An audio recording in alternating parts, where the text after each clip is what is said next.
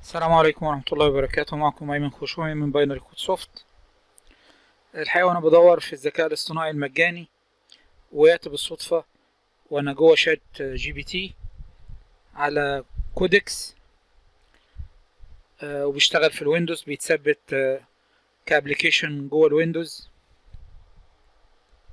زي ما احنا شايفين لو كتبنا كودكس داونلود واخترنا تثبيت الويندوز هيطلع لنا شاشة الابليكيشن.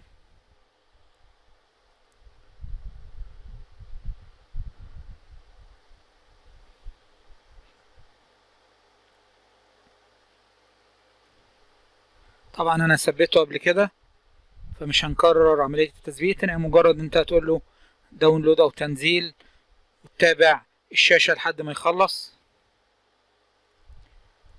الميزة الجميلة اللي فيه ان اول ما انا شغلته وعرفت ان هو تطبيق لعمل الاكواد فسألته قلت له هل ممكن هو يشتغل بدون انترنت، فاجاب فعلا ان هو ممكن يشتغل من غير انترنت، واداني كل الاكواد اللي انا طلبتها بدون انترنت. عملت معاه حاجة من أصعب الحاجات اللي بيعملها الذكاء الاصطناعي المجاني، إن أنا اديته رسمة ايزومتريك هندسية للشكل اللي قدامنا ده. هوريه لحضراتكم. ده بعد ما لونتهوله عشان برضو كان عمل شوية مشاكل في إن هو يحط الأجزاء واستقامتها على المحاور، فعملت تبسيط ليه ولونته، إنما هختبره بعد كده بدون تلوين برضو. فسألته قلت له انت تستطيع التعرف وتحليل الرسم الهندسي ده؟ ففعلا حلل الرسم وطلع لي البيانات بدقة بالتفصيل زي ما حضراتكم شايفين. قلت له ممكن تديني بعد استخدام التحليل ده والابعاد كود بايثون عشان ارسمه في فريكاد. فعلا اداني كود في ملف بايثون. طلبت منه ان هو يديهولي في ملف تكست عشان اقدر اخده كوبي بيست زي ما احنا شايفين، فخدته بالشكل ده كوبي بيست وحطيته زي ما انتم شايفين في الشكل اللي هنا.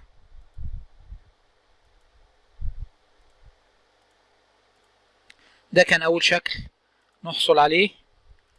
طبعا هو طلع شكل قريب جدا من المطلوب بس ما كانش دقيق كفاية، فدخلت وقلت له حاول ان تكون اكثر دقة وحلل الصورة جيدا من حيث الاجزاء.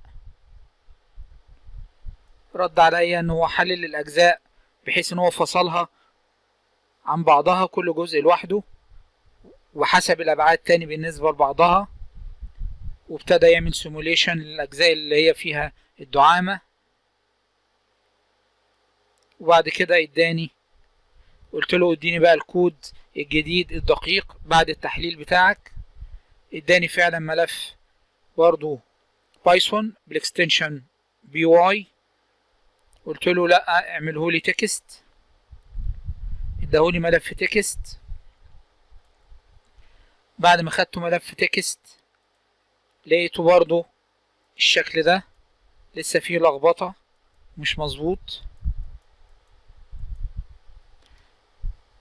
ففكرت في حل ان انا اسأله لو تم تلوين الاسطح هتعرف تتعرف عليهم بدقة افضل. فقال لي فعلا ان التلوين هيزود من امكانية تحديد الاشكال بدقة، وقال لي بالظبط الون ايه الاجزاء المختلفة، القاعدة العلوية والدعامة والفتحة والقوس والثقب والفتحة الامامية والوجه والسطح العلوي وهكذا. رحت على برنامج بينت ولونتهم بشكل بسيط وقلت له ورفعت له الصورة الجديدة بالالوان، وقلت له دلوقتي كل الاجزاء متلونة الوان مختلفة. عمل لها تحليل وطلع الكود. قلت له عايز الكود كنص، طلعهولي بالشكل ده. وبعدين حطيته في فريكاد وطلع لي الشكل تاني بس برضو بالالوان، ولكن نفس اللخبطة اللي كانت موجودة. يعني هو مجرد ان هو لونه بالالوان اللي انا اديتها له فقط. عشان اوصل لنتيجة محددة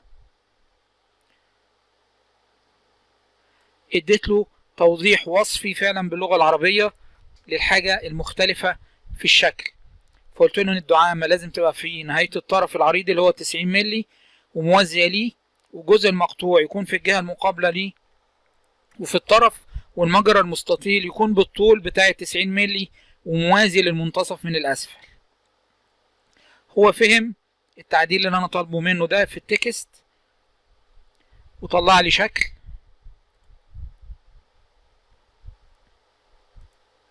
بس برضو غير مطابق للرسم الحقيقي. رجعت له تاني وقلت له الدعامة لازم تكون في المنتصف، لأن هي هنا مرحلة شوية الناحية دي وسايبة جزء هنا، والجزء اللي هنا برضو المقطوع لازم يبقى في المنتصف ما يبقاش في الطرف.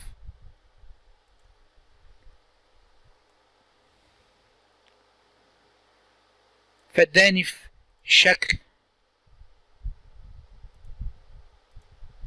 اللي حضراتكم شايفينه ده فعلا مظبوط، والجزء الدعامة في النص والمجرى بالطول بتاع الجسم كله اهو، والجزء المقطوع في الاول.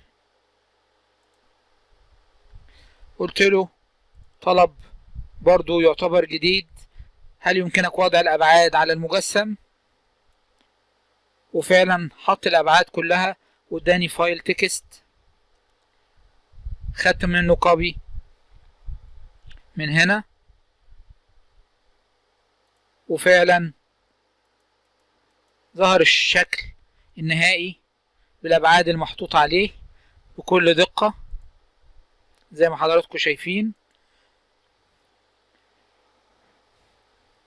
ارجو ان انتوا تستخدموا البرنامج او التطبيق ده وفي حاجات مفيدة، لان يعتبر كده اقصى امكانية للتكويد من خلال البايثون. ممكن يستخدم بعد كده في السايبر سيكيورتي وفي الداتا اناليسيز باستخدام البايثون او اي لغة برمجة تانية، وانا هتابع برضو واعمل فيديوهات جديدة لاستخدام كودكس في حاجات تانية وارفقها في اليوتيوب او من خلال الاكونت بتاعي على udemy.com. شكرا. كان معكم ايمن خشوعي من باينري كود سوفت، والسلام عليكم ورحمة الله وبركاته.